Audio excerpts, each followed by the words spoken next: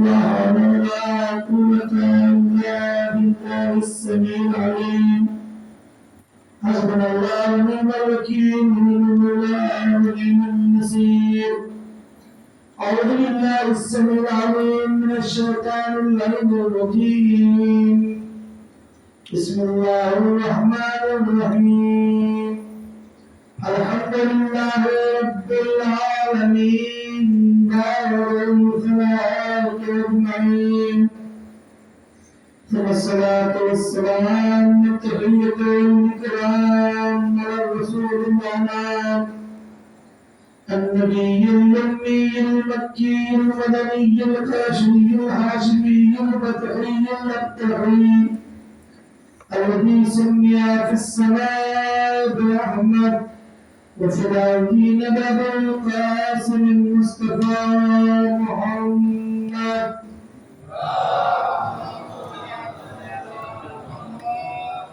وعلى آل الطيبين الطاهرين المعصومين والمظلومين والمنتهبين والمنتهبين الذين هدى الله ومن سلكهم تطهيرا.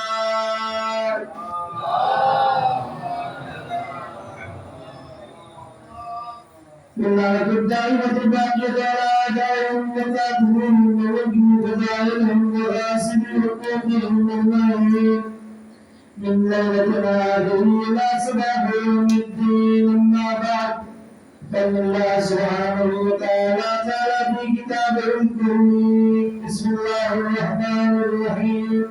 ولا رب ولا يابس إلا في كتاب مبين. سلام محمد.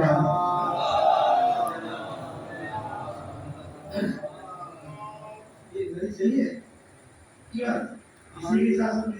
ہاں صحیح ہے. یہ ارباب رضا شہدائے کربلا علیہ السلام کے عزاداروں اور ماتمداروں،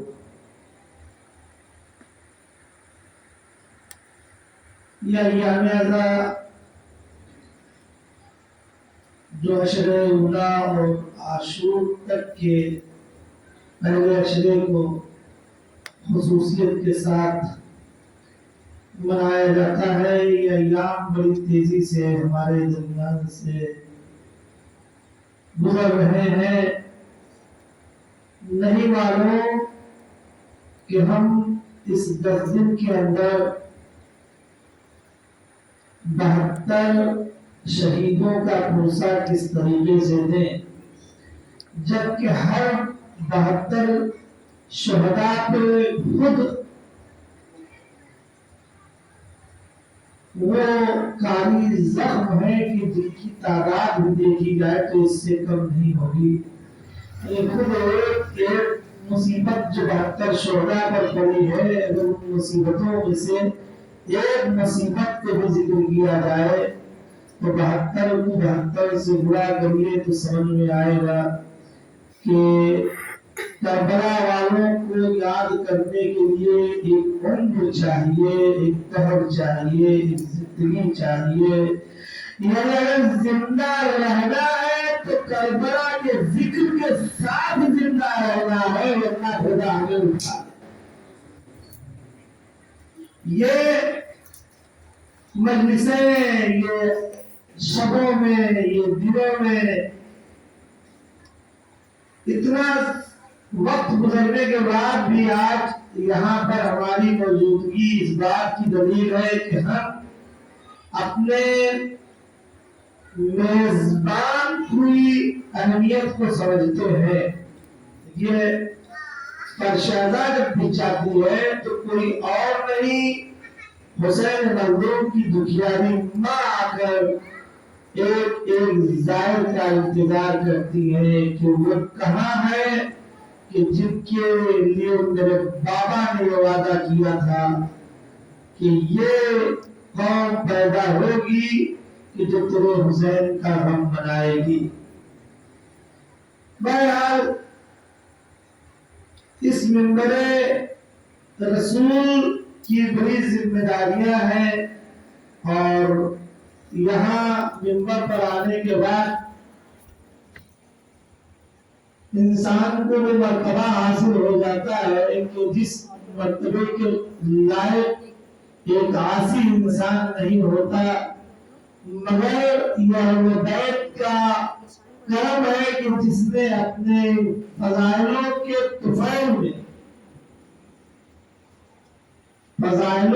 طفیل میں ایک ادنا سے ذاکر کو اس جگہ پر پہنچایا کہ جہاں پر بیٹھنے کے لیے صحابہ بھی ترستے رہے. آج حدیث جانیے کہ 3 کے بعد کوئی چوتھا ایسا نہیں آیا کہ جو منبر پر بیٹھ سکا ہو. مسندیں بنا لی، راج کرتے رہے، لیکن کسی کی مجال یہ نہیں ہوئی کہ وہ اس جگہ پر آتا کہ جو منبر رسول کہا جاتا ہے. اور کیوں نہ ہوگا؟ اس لیے کہ خود انہی میں سے جو منبر پر بیٹھا ہوا تھا ایک مرتبہ وہ کہنے لگا کچھ، تو مولا حسن نے اسے ٹوک دیا، اور جب ٹوک دیا تو اس انداز سے ٹوکا کہ ہے میرے بابا کے نوکر. تو اصل میں جو نتیجہ ہوا وہ مجھے نہیں بتانا ہے، لیکن آپ یہ دیکھیے کہ ہمت نہیں تھی کسی کی بیٹھنے کی. لیکن افسوس کی بات یہ ہے کہ جب مسلمانوں نے اسی منبر کو جو شبیہ ہے اس منبر کی جو مسجد نبوی میں سب سے پہلے بنا تھا، 3 زینے اور ایک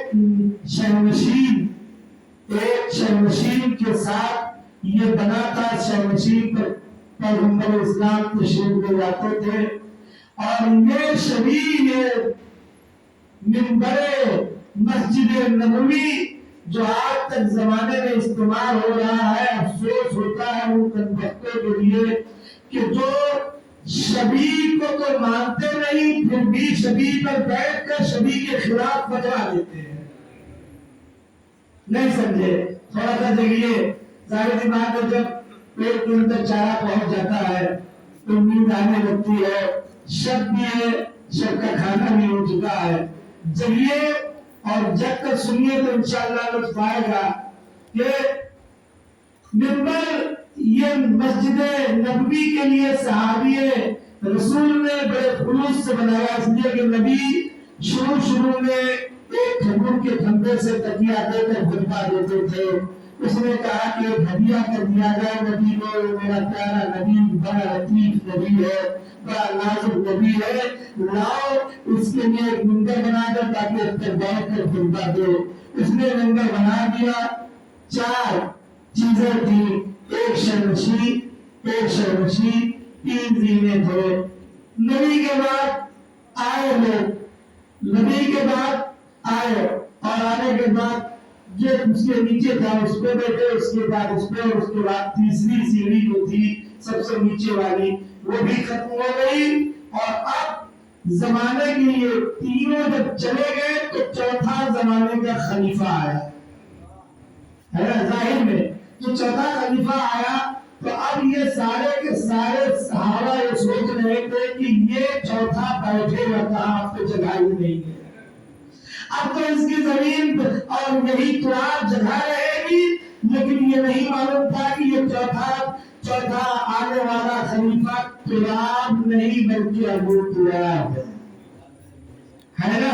تو ایسے میں اب وہ پہلے خطبے کے لیے جب تشریف لے جانے لگے، پہلے خطبے کے لیے منبر، اب لوگ یہ دیکھنے لگے کہ یہ کہاں جائیں گے.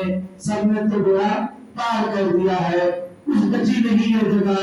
لیکن دروازے سے تو آنا نہیں تھا، اس لیے کہ مولا کائنات کا دروازہ تو گھر کا خود مسجد میں کھلتا تھا.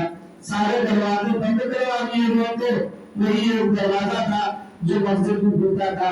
اب جب مولا کائنات کے گھر سے دروازے سے پردہ ہٹا کہ لوگوں کی نگاہیں ادھر دیکھی، کچھ لوگوں نے دیکھنا شروع کیا کہ ہم یہ آ رہے ہیں، کہاں جائیں گے، کہاں بیٹھیں گے، کس طرح بیٹھیں گے، کس طرح خطبہ دیں گے۔ خلافت کا پہلا خطبہ ہے، اب تک کے بہت خطبے دیے لیکن خلافت کے عنوان سے یہ پہلا خطبہ ہے۔ یہ بیٹھے گئے کہاں، سارے خلفاء کے ساری جگہ لے کر چلے گئے، آخری جگہ بھی نبی کی جگہ ہے، اب بیٹھے یا نہ بیٹھے زمین ہی پر بیٹھیں گے۔ لیکن یہ جانشین نبی کا کوئی بات تو تھی نہیں، جانشین اسے کہتے ہیں جو اس جگہ پر بیٹھے جس کا جانشین ہوا کرتا ہے۔ یہ سارے کے سارے خلیفۃ النبی تو ضرور تھے لیکن یہ جگہ کو چھوڑ کر بیٹھے تھے۔ یہ انہوں نے اپنے آپ کو خود یہ بتا دیا کہ ہم اس قابل نہیں تھے کہ نبی کے جانشین بنتے،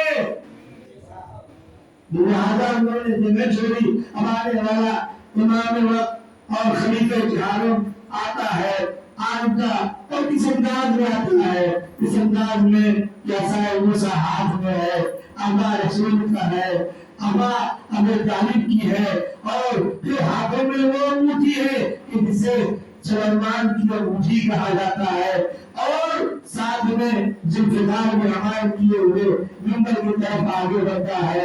آگے بڑھا، پہلے پہ رہتا، دوسرے پہ رہتا، تیسرے کو رہتا، زمانے میں یہ دوسرے کو اشارہ کرنا شروع کیا، شرارتیوں نے یہ بتانا شروع کیا کہ دیکھو پہلے کو تو پیر پر رکھ کے نیچے کیا، دوسرے کو پیر کے نیچے کیا، تیسرے کو پیر کے نیچے کیا، جب چوتھے پر پیر رکھا جو شورشی تھی ابھی بیٹھے نہیں تھے کہ کچھ شرارتی کھڑے ہو گئے، یاری یہ تم نے کیا کیا، تمہاری جگہ وہ ہے۔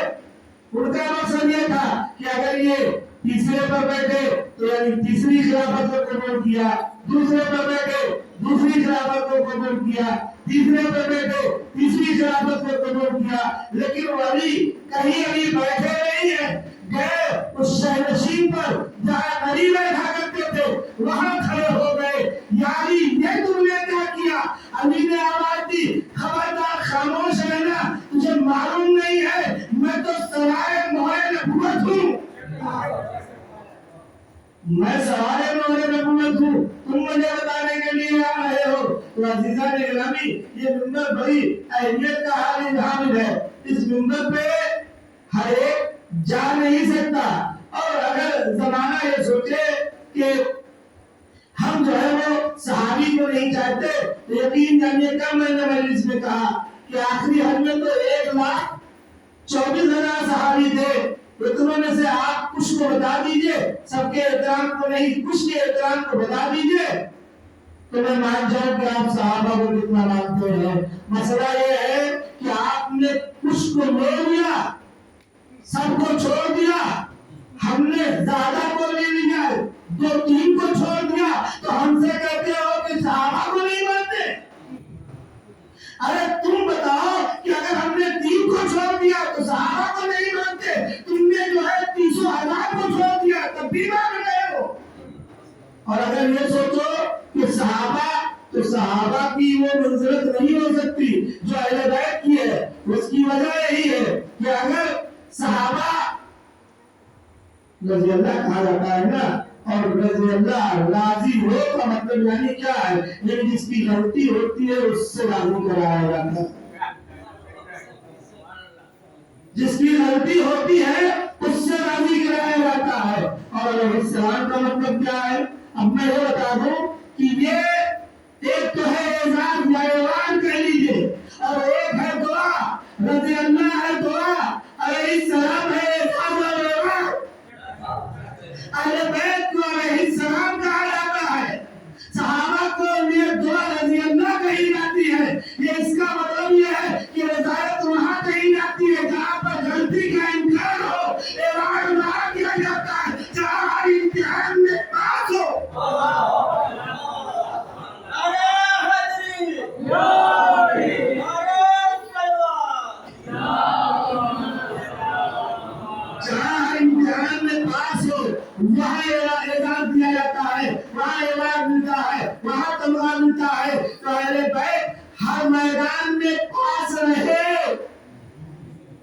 اس لیے اعزاز ملتا رہا، اور آخری میدان تو وہ میدان تھا جو مباہلے کا میدان ہے، آخری میدان وہ میدان ہے کہ جہاں مباہلے کا میدان ہے۔ کسی تلوار کی ضرورت نہیں تھی، کسی ذوالفقار کی ضرورت نہیں تھی، کسی نیزے کی ضرورت نہیں تھی، کسی تبر کی ضرورت نہیں تھی، کسی خنجر کی ضرورت نہیں تھی، کسی تیر کی ضرورت نہیں تھی، کسی تبر کی ضرورت نہیں تھی، صرف کردار کی ضرورت تھی۔ اگر نبی نے کسی اور کو لے لیا ہوتا تو پتا چل جاتا کہ ان کے کردار کیسے ہیں۔ نبی کا نہ لے جانا اس بات کی دلیل ہے کہ ان کا کردار اور ہے، ان کا کردار اور ہے۔ صلوات پڑھیے محمد وآل محمد۔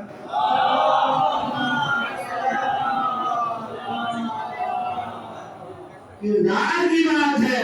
ہم سے یہ کہا جاتا ہے کہ ہم چاہتے نہیں، ہم تو چاہتے ہیں۔ ہاں آئیے چاہیے، ایسوں کو چاہیے کہ جن کو چاہنے کے بعد، اس جگہ کا نام پوائی ہے نا، ایک اور نام ہے، کیا نام ہے؟ فیروزہ باد۔ آپ کو معلوم ہے جناب سلمان فارسی کی، جن کو سلمان محمدی بھی کہا جاتا ہے، ان کا نام کیا تھا؟ نہیں۔ اب آئیے ہم یہ دیکھنا چاہتے ہیں کہ یہاں کے رہنے والے کتنے بڑے مسلمان ہیں، اتنے بڑے مسلمان ہیں کہ اپنے اس گاؤں کے نام کو سلمان کے نام پر رکھ دیا۔ محمد والے محمد۔ ایران میں سلمان فارسی کو سلمان نہیں کہا جاتا تھا۔ جب پیغمبر کے پاس آ گئے اور مسلمان بن گئے تب سلمان بن گئے، لوگوں نے فارسی کہنا شروع کیا، اور نبی نے کہا نہیں، یہ سلمان فارسی نہیں ہے، سلمان محمدی ہے، اہل بیت والے ہیں۔ کہا کیسے؟ کہا خود مباہلے میں دیکھو، جامیانے کو لگانے کے لیے نبی نے کس کو بھیجا ہے؟ کس کو بھیجا ہے نبی نے کسے بھیجا؟ جناب سلمان کو بھیجا تھا۔ جاؤ شامیانہ لگاؤ۔ شاید یہی وجہ ہے کہ نبی مباہلے میں اہل بیت کو لے کر جا رہے تھے، سلمان کے لیے کہتے ہیں سلمان منا ہے، سلمان کا سہارا دیے۔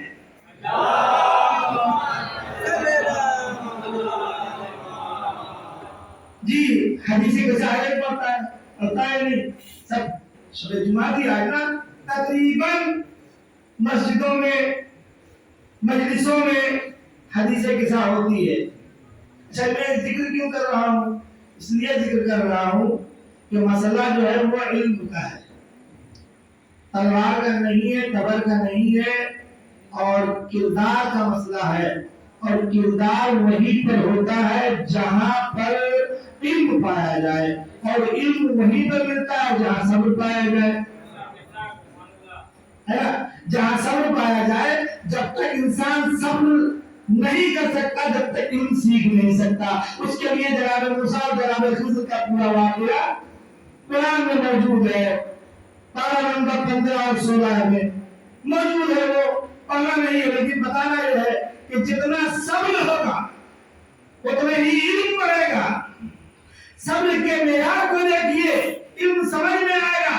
اگر ذرا سی بات پر تلوار کو کھینچتے ہوئے کوئی دکھائی دے تو سمجھ جائیے علم کے کس پیمانے پر ہے، لیکن اگر اپنی تلوار کو میان میں رکھ کے 25 سال تک گھر میں کوئی بیٹھا صبر کرے تو سمجھ جائیے کہ کتنا بڑا عالم ہوگا۔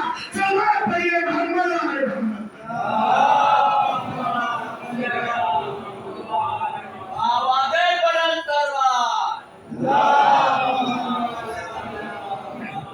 جب پیغمبر اسلام صلی اللہ علیہ وآلہ وسلم ایسا سوال بجھے تو بھی شفاعت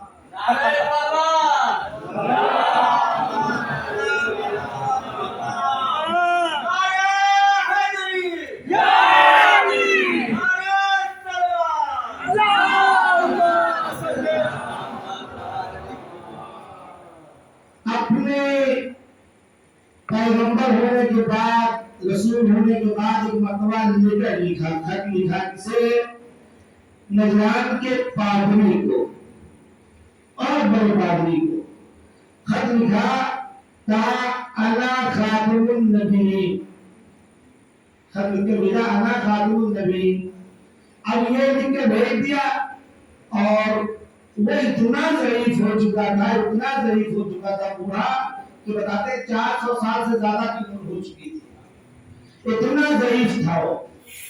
عالم یہ تھا کہ آنکھوں کی بھویں ایک دم آنکھوں پہ آگے دکھائی نہیں دیتا تھا، منہ اوپر کر کے باقاعدہ سے پٹا لگاتا تھا تاکہ آنکھیں بھویں اوپر رہے، آنکھوں سے دکھائی دے، اتنا ضعیف، اتنا بوڑھا۔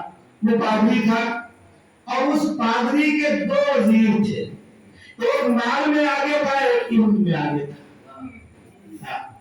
مولانا گواہی دے رہے، ایک مال میں آگے تھا، ایک علم میں آگے تھا۔ تو پتہ یہ چلا کہ کسی بھی مشن کو آگے بڑھانے کے لیے علم کی بھی ضرورت ہے، مال کی بھی ضرورت ہے۔ اب یہی تو ہوا کہ علم کی بھی ضرورت تھی، مال کی بھی ضرورت تھی۔ خدیجہ کے مال کو شروع کیا، علی کے علم کو سامنے لا کر بیٹھا۔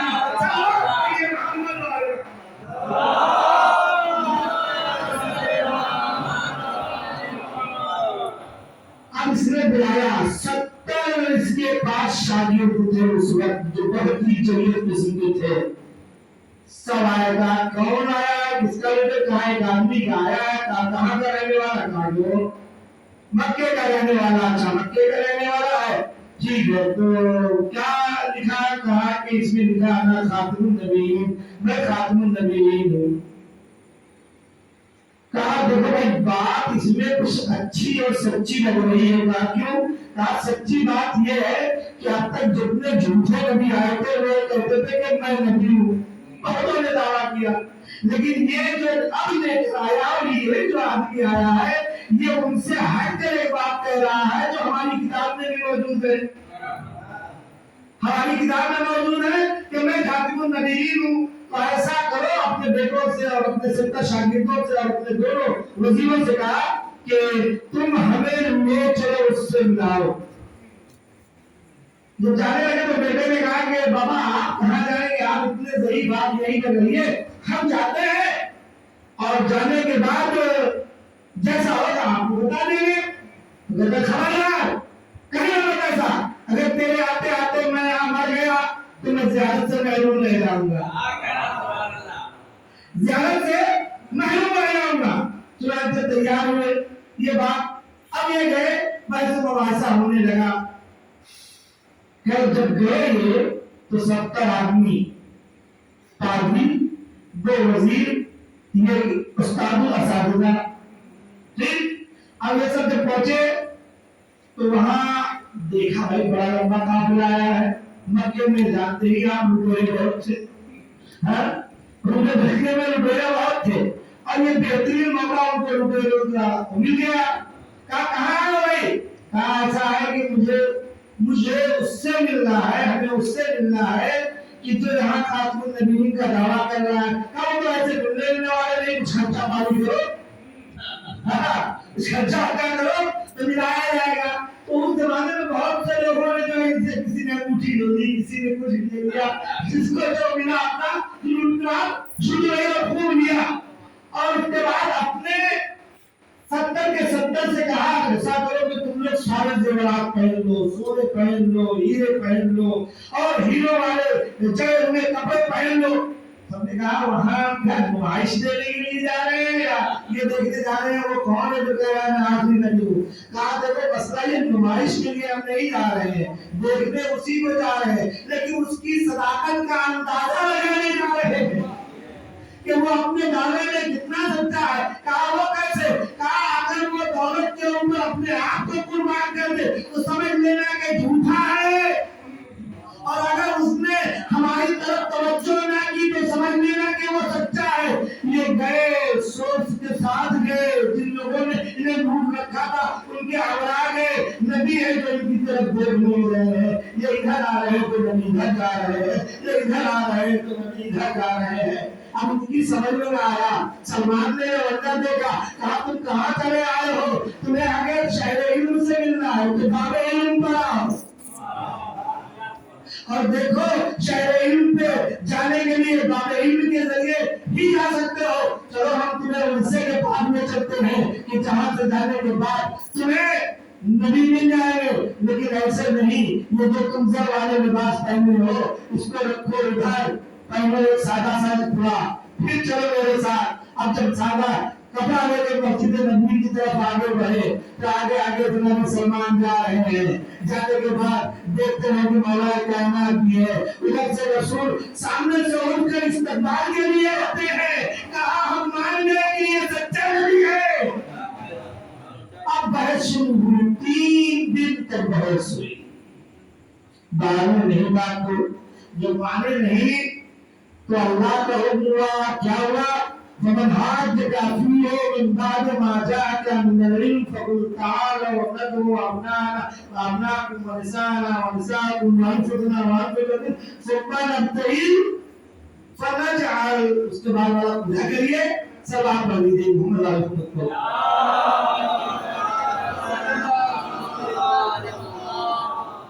یہ ہے. تو اب کیا ہوا؟ یہ ہوا کہ ہم اپنے سارے رشتہ داروں کو لے کر آتے ہیں. زبان کو بدل کر کہے کہ ہم اپنے اہل بیت کو لا رہے ہیں، تم اپنے اہل بیت کو لے آؤ. اب کمال ہے، اللہ نے ٹھیک کو نہیں کر دیا ہے. تمہیں سارے کہہ دو کہ اس میں اللہ ایک اور بڑا کر کہہ دیا کہ بڑی تعداد تھی، اور تعداد تھی بھائی، تھی نہیں تعداد. اگر جو بھج کے گئے تھے تو پتہ نہیں کتنے یہی رہے ہوں گے نا. تو بہت زیادہ تعداد تھی تو اللہ اور تھوڑا سا بچا دے گھر کو. تو آزمائے کو کہتے تھا اپنے اصحاب کو بھی لے کر آؤ. ہم بھی اپنے اصحاب کو لے کر آتے ہیں، اپنی عورتوں کو لے کر آؤ، بیویوں کو لے کر آؤ. ہم بھی اپنی بیویوں کو لے کر، نہیں بیویوں کا مسئلہ ہی نہ رہا، خواتین کو لے کر آؤ. ہم بھی خواتین کو لے کر آتے ہیں اور جھوٹوں پر لعنت کریں گے. یعنی خاتون ایسی لانا ہے کہ جو سچی ہو، ہر جہت سے سچی ہو، جو سچی ہو اور ہر جہت سے سچی ہو. اور آپ جانتے ہیں کہ ایک خاتون کے جو پہلو ہوتے ہیں وہ ایک یہ کہ وہ بیٹی ہوتی ہے، دوسرے یہ کہ وہ بیوی ہوتی ہے، تیسرے یہ کہ وہ ماں ہوتی ہے.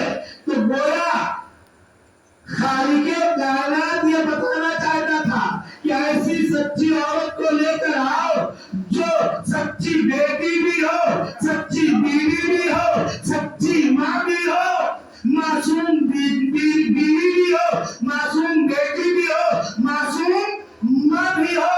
لہذا نبی نے یہ سمجھانے کے لیے کہ یہ ہمارے سچے اہل بیت ہیں کون، انتظام کیا حدیث کے ساتھ. حدیث کے ساتھ کی داستان فی بعض الاجزاء کے اعتبار سے جو آئی ہے وہ یہی ہے کہ کچھ دنوں میں آئے جب یہاں 3 دن تک بحث ہو گئی اور اللہ نے کہا کہ اپنے رشتہ داروں کو لے کر آؤ، تب سمجھ میں بات آئے گی. ایسے سمجھنے میں سمجھ کے باہر ہے، نہیں سمجھ میں آئے گی. تو اب نبی نے کیا کیا؟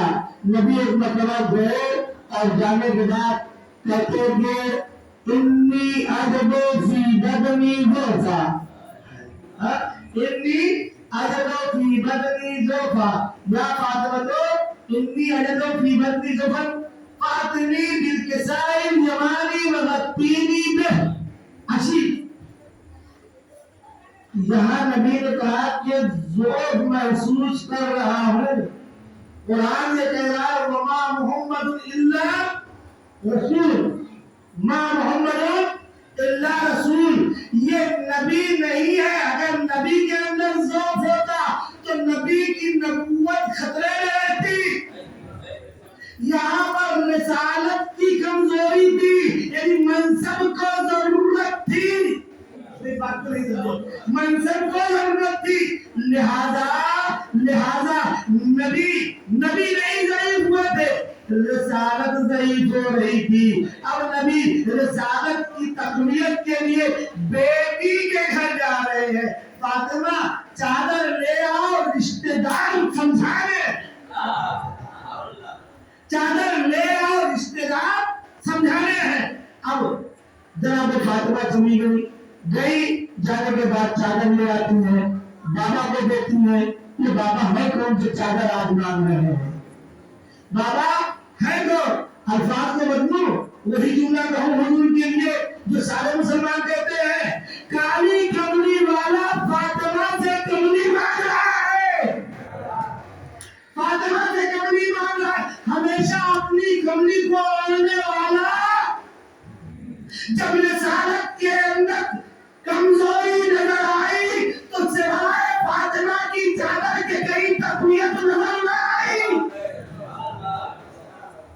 بلایا، چادر آ گئی، اوڑھ لیے، اوڑھنے کے بعد بیٹھے ہو یا لیٹے ہو، تھے چادر کے اندر، تھے چادر کے اندر، بیٹھے ہو یا لیٹے ہو، لیکن بھائی چادر نبی نے اوڑھی تھی۔ ایسا نہ ہو کہ آپ لوگ سو جائیے، آپ لوگوں کو چادر اڑانی پڑے، سب آپ بھائی مومن آ جاؤ۔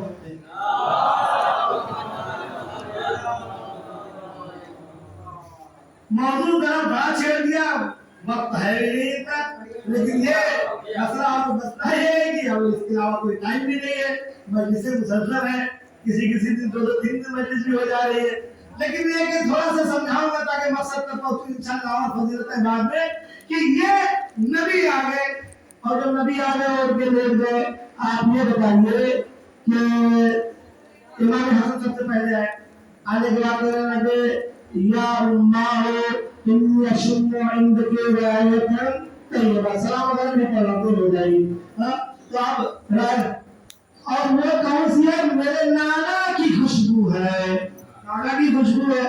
اب کیا کیا جناب سیدہ نے؟ جناب سیدہ نے کہا ہاں وہ چادر کے نیچے ہے، چلے جائیے۔ جناب والا گئے، سلام کیا، سلام کا جواب ملا، سلام کے جواب کے بعد اجازت مانگی، نبی نے ایک پہلو بتایا، چادر کا ایک گوشہ ہٹایا، امام حسن بھی چادر کے اندر چلے گئے، ہے نا؟ پھر کیا ہوا؟ تھوڑی دیر کے بعد شہزادہ کربلا آ گئے، کربلا کے شہنشاہ، کربلا کے بادشاہ، کربلا کے امیر، کربلا کے غریب امام حسین آئے۔ آنے کے بعد انہوں نے بھی یہی کہا کہ نانا کی خوشبو آ رہی ہے، جبکہ چادر کے نیچے صرف نانا نہیں تھا، چادر کے اندر صرف رسالت نہیں تھی، امامت بھی تھی، لیکن امام حسین نے یہ نہیں کہا کہ مجھے نانا کی اور بھائی کی خوشبو محسوس ہو رہی ہے، نانا کی خوشبو محسوس ہو رہی ہے۔ پتہ یہ چلا کہ جو رسالت کی خوشبو تھی وہی امامت کی خوشبو تھی۔ سب محمد آئے محمد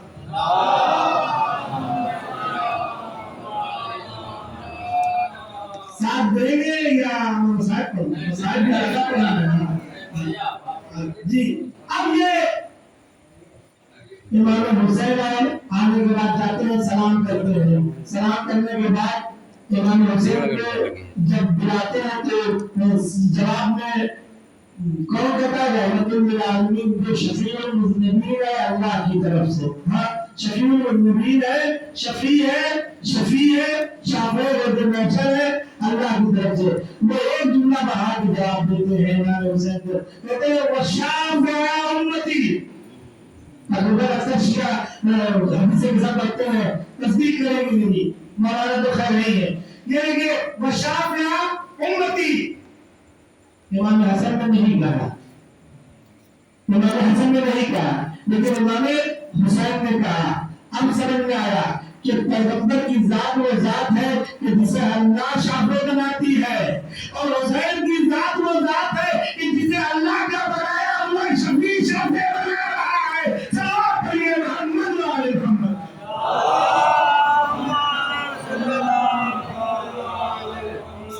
اور پھر اس کے بعد تھوڑی ہی دیر ہوئی تھی کہ کون آیا؟ امیر کائنات آئے۔ امیر کائنات نے بھی یہی کہا جناب سیدہ کو۔ کمال ہے کہ سب کے سب جانتے تھے کہ یہاں ہے خوشبو ہے تو ہوگے، لیکن پھر بھی سیدہ سے کہا کہ خوشبو آ رہی ہے، ہمیں بتاؤ کہ یہ خوشبو جو آ رہی ہے وہ ہے کہاں پر، ہے کہاں پر؟ تو ایک بات، ایک جملہ کہہ دوں، کون فاطمہ سے کہہ رہا ہے کہ ہمیں بتاؤ؟ وہ کہہ رہا ہے جس نے ہمیشہ منبروں پہ آنے کے بعد، منبر رسول پر آنے کے بعد کہا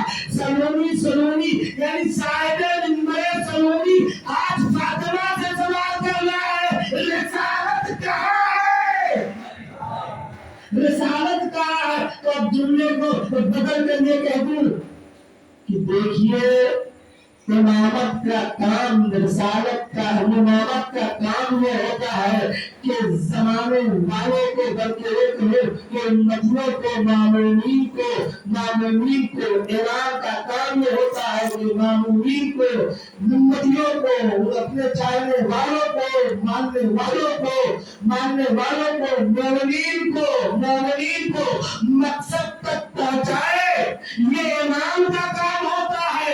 اور فاطمہ کا کام یہ ہے کہ اماموں کو مقصد تک پہنچائے۔ صلی اللہ علیہ محمد۔ فاطمہ کا کام یہ ہے کہ وہ اماموں کو مقصد تک پہنچاتی ہے۔ تو آپ سمجھ میں آیا کہ فاطمہ کہتے کس کو ہے، ورنہ نبی یہاں نہ آتے۔ آئیے رشتہ داروں کو ممنون کر رہے ہیں نبی، کون ہے جو میرا نفس ہو سکتا ہے، کون ہے جو میرا بیٹا ہو سکتا ہے، کون ہے جو میرا کون ہے جو میرا نفس بن سکتا ہے، کون ہے جو میری خاتون بن سکتی ہے۔ اب ایسے میں پھر جناب سیدہ بھی چلی جا رہی ہے، اور جب سب کے سب چلے گئے تو ایک مرتبہ نبی یہ کہتے ہیں اللہم ہؤلاء اہل بیتی، بلکہ جملے میں شاید یہ بھی ہے اللہم ان ہؤلاء اہل بیتی، پروردگارا بس یہی ہمارے اہل بیت ہیں۔ اگر رشتوں کی ضرورت ہے تو بس یہی رشتے دار ہیں کہ جو اس چادر کے اندر آ چکے ہیں۔ نہ تم نے ازواج کو بلایا تھا، نہ میں یہاں لے رہا ہوں، نہ تم نے اصحاب کو بلایا تھا، نہ میں ان کو یہاں بلا رہا ہوں۔ یہی پنجتن ہے جو ہمارے رشتے دار ہیں۔ اب نبی لے کر چلے میدان مباہلہ کی طرف، اور جب نبی لے کر چلے تو سارے کے سارے 70 پادریوں نے، ان کے پادری استاد کے دونوں وزیروں نے کہا تم یہ بتاؤ کہ کیا کرو گے؟ نبی تو اچھے کو لے کر آئیں گے، سارے کے سارے قرآن کے حافظ آئیں گے، دیکھو وہ جب ان کو لے کر آئیں گے تو ان کی تعداد بھی زیادہ رہے گی، تم تو صرف 72 اور 73 ہو رہے ہو، ان کے پاس تو صحابہ کی تعداد بہت زیادہ ہے، ہم ہلاک ہو جائیں گے، ہم کیا کریں گے؟ وہ کہہ رہا ہے میں یہ جانتا ہوں کہ جب یہاں بات جھوٹوں پر لعنت کی ہے تو وہاں سب نہیں آئیں گے، وہی آئیں گے جو سچے ہوں گے، وہی آئیں گے جو سچے ہوں گے۔ مجھے معلوم ہے کہ نبی کے صحابہ میں سچے کتنے پائے جاتے ہیں۔ صلی اللہ علیہ وسلم۔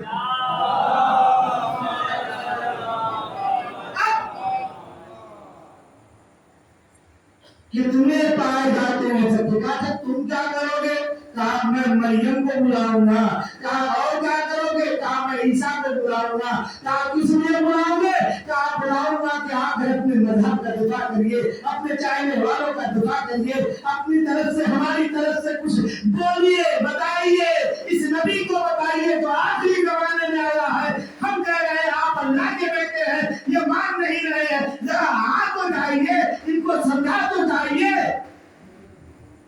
70 جمع ایک طرف، دوسری طرف پہاڑ، ادھر سے قافلے رسول گرامی چلا۔ کون سا قافلہ؟ کہ جس میں صرف 5 تن تھے، آگے رسول خدا، ان کے پیچھے بی بی زہرا، ان کے پیچھے علی مرتضیٰ، اور دائمی طرف امام حسن کو اٹھائے ہوئے تھے، بائیں طرف امام حسن کو اٹھائے ہوئے تھے۔ اسی طرح ہے یا رسول اللہ یہ بتائیے کہ آپ یہ بچے ہیں، ان کے ماں باپ ساتھ میں جا رہے ہیں، ان کے ماں باپ ساتھ میں جا رہے ہیں، ایک کو فاطمہ کے حوالے کر دیجئے، ایک کو علی کے حوالے کر دیجئے، آپ بزرگ بن کے آگے چلے جائیے۔ تو شاید نبی جواب دے کہ دیکھو اگر میں ان کے پاس کر دوں گا، ایک کو علی کو دے دوں گا، एक तो फातिमा को दे दूंगा तो लोग ये कहेंगे बच्चे थे चले आए। हमको तो ये बताना है कि ये रिसालत की जरूरत है, बच्चे नहीं है, बच्चे नहीं है। अब लेकर चले, और जब लेकर चले उधर से वो ज़ईफ़ुल पादरी जो सबका सरदार है, एक मरतबा अपनी भवों को यूं करके देखता है, क्या देखता है, वो कहाला है जो बड़ी तेजी के साथ चला आ रहा है। अपने सारे पादरियों से कहता है सबके सब जानो टेबल बैठ जाओ, मैं बहुत गजब की चीजें देख रहा हूँ, मैं मोर का हाला देख रहा हूँ। क्या हो गया है तुम्हें, तुम क्यों नहीं बुला रहे हो ईसा को?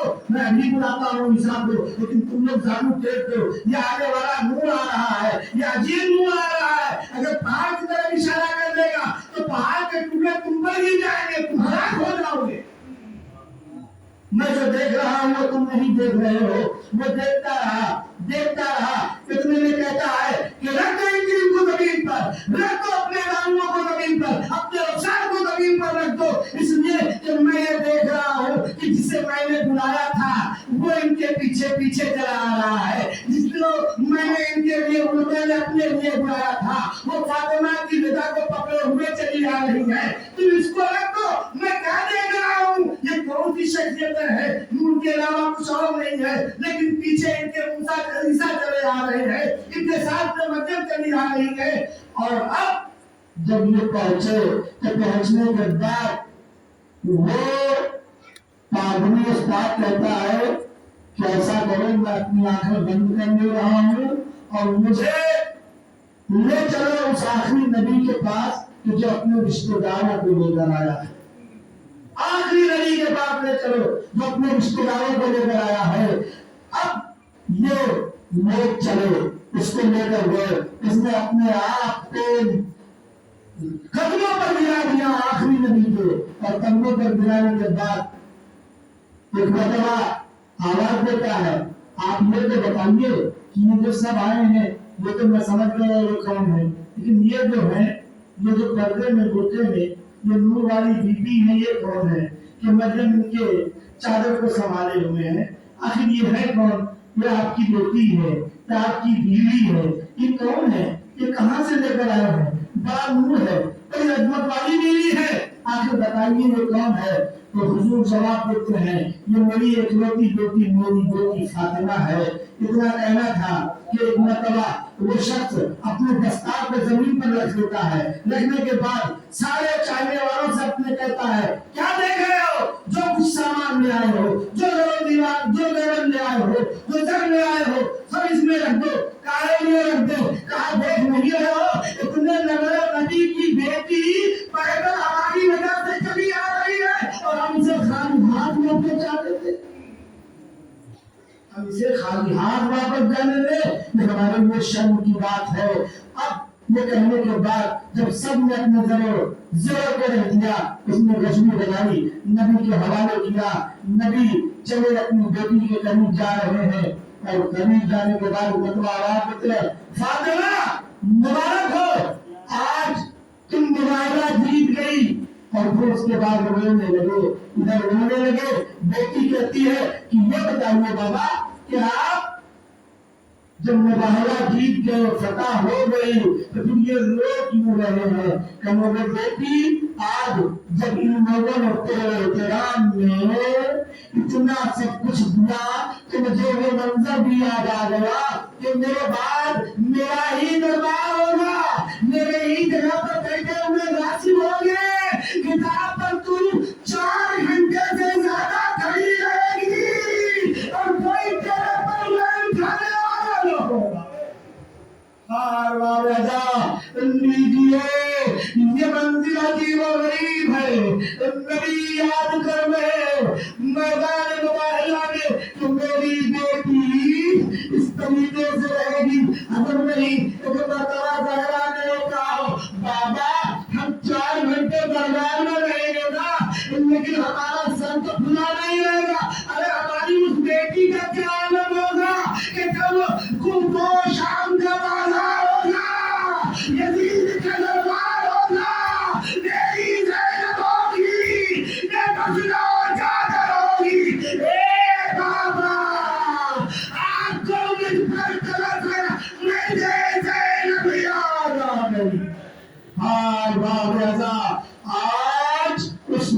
को पोसा देना है कि जिस माँ ने अपने बच्चों को अपने मादाए पर सदका कर दिया, अपने मादाए का सदका उतार दिया, और वो कहती रही और मोहम्मद तुम्हें मादाए का सदका है, मैं तुम्हें न रोएंगे इसलिए कि तुम्हें मादाए का सदका है। कभी बीवी नहीं रोई और मोहम्मद को देखिए मैं बात बता रहा हूँ, शब आशूर हर बीवी ने अपने अपने बच्चों को आमादा किया और अपने अपने बच्चों को अपने पास रखा। लेकिन मैंने एक अजीब गरीब चीज एक जाकिर से सुनी, वो मुझे अजीब सी लगी और कुछ समझ में नहीं आया कि एक बताया जनाब अली अकबर बीबी ज़ैनब के पास है और जनाब ज़ैनब है जो वो कह रही है कि बेटा तुम कल जवान हो गए, मेरी ये तमन्ना है कि मैं तुम्हें दूल्हा बनाऊं, मैं तुम्हें दूल्हा बनाऊं। लेकिन जनाब ज़ैनब के दो बेटे हैं जिनके लिए तारीख में मिलता है कि बेटों से सिर्फ ये कहा कि बेटो देखो कि तुम घर आए तो मांग पर निर्भर से पहले कुर्बान हो जाना, इसलिए कि तुम सच्चा हो और देखो मैं तुम्हें नहीं देखा नहीं रहा था इसलिए कि तुम मेरे वादाए का सच्चा हो। बताते हैं कि ये बच्चे रात भर फिजा के पास रहे और वही कर रहे, फिजा कहती रही एक शहजादे घबराया उमर चूंकि तुम्हारी माँ तुम्हारे नाम को बहुत ज्यादा कहती है इसलिए वो यही चाहती है कि अपने भैया के साथ ज्यादा रहे। ये शहजादे जब रोज आशूर माँ के पास आते हैं इजाजत लेने के लिए, माँ ज़ैनब देखती है, माँ ज़ैनब का देखना था एक मतला क्या कहती है, और मोहम्मद तुम अब तक जिंदा हो, और मोहम्मद तुम जाओ बाबू पर कुर्बान हो जाओ, और मोहम्मद नजदीक आते अब मगर एक बार मेरा मौत ले लीजिए, अब मेरा एक मतला पोसा ले लीजिए अम्मा। अरे जब से आप मदीने से चली है 4 महीने के बाद में रास्ते ले लिया, आप तो सुरत की पोसा ले लिया, अरे अब आखिरी वक्त ले लीजिए पोसा। ज़ैनब नहीं बेटा, मैंने तुम्हें अपने भाई पर निशावर कर दिया है, जाओ और जाने के बाद जब तक तुम्हारा मामू तुमसे खुश न हो जाएगा, राजी न हो जाएगा, ज़ैनब जब तक तुम्हारा बोझा नहीं होगी, मेरी समझ में नहीं आ रहा है कि इन बच्चों को बोझा ज़ैनब ने कब लिया होगा, इसलिए कि ज़ैनब ने करबला के मैदान में बच्चों का मातम नहीं किया, अली अकबर ने गिरिया किया, जब बच्चों का जनाजा आ गया तो बच्चों को लिए गिरिया नहीं किया, बच्चे जब गए दुनिया पे कब्जा हो गया, सारी बीवियां खुश हो गई, बीवियां खुश हुई, लेकिन ज़ैनब ने आकर दर खैमा से आवाज दी और मोहम्मद खबरदार पानी मत पीना, ज़ैनब का लाल कैसा है, और मोहम्मद पानी ना पीना।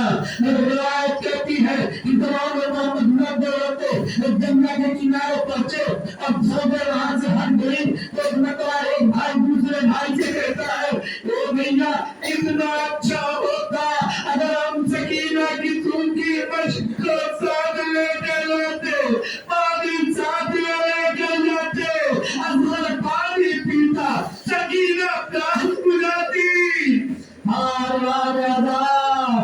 ये मोहम्मद है, मैं कितने मसाइल कहूँ, मिलता ये है कि आखिर में दोनों भाई का आलम ये हुआ कि एक के नेजा लगा, और बताती है रवायत कि नेजा वहां लगा जहां एक अकबर के नेजा लगा था, लेकिन ये बच्चे वापस न आए, एक को दूर लगा, हार मारे आजा, बच्चों ने आवाज दी अम्मा आपको राजी हो जाइएगा अम्मा, अरे अब हम इस काबिल में कि अपने बाबू को मुंह दिखा सके, और ज़ैनब करबला में न रोई, शाम का मरहला आ गया, शाम से रिहाई हुई, सर आए सावन साहब नहीं, सर जब आए तो किसी ने देखा कि 2 सर रखे हुए हैं, उन पर कोई लेने वाला नहीं है, शाम की औरतों ने